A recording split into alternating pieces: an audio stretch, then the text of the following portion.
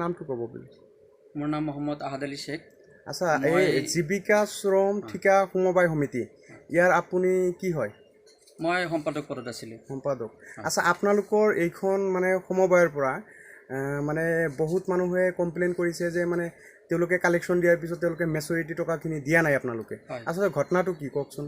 আচলতে যদিও মই সম্পাদক আছিলোঁ, হিচাপ পাতি বা কেছবুক মেইনটেনেন্স সম্পূৰ্ণৰূপে মানে আলী আকবৰ মিয়াই কৰিছিল।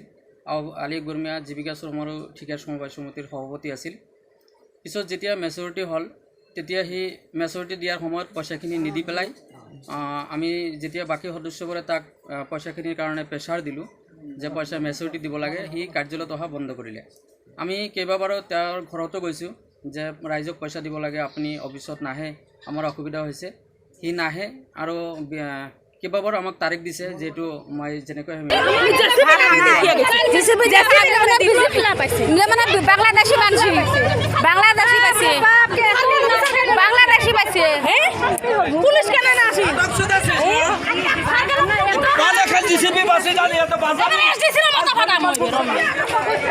মানে বাংলাদেশি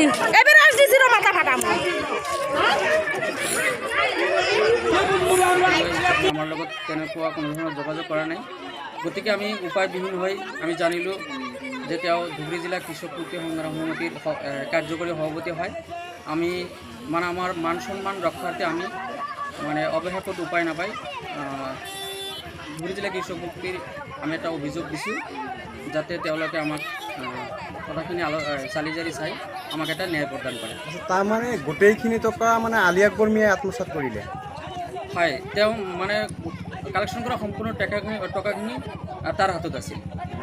মানে আপোনালোকক ফাঁকি দি গোটেইখিনি টকা আত্মসাৎ কৰি এতিয়া আপোনালোকৰ ওপৰত মানে পৰিস্থিতি কেনেকুৱা ধৰণৰ? ৰাইজৰ হিচাপ যেতিয়া লোকেল ৰাইজখিনিতো আমাক আহি পেলাই ধৰে পইচাখিনি দিয়ে বুলি, কিন্তু পইচাখিনি সম্পূৰ্ণৰূপে আলী আকবৰৰ জিম্মাত আছে। ঠিক আছে।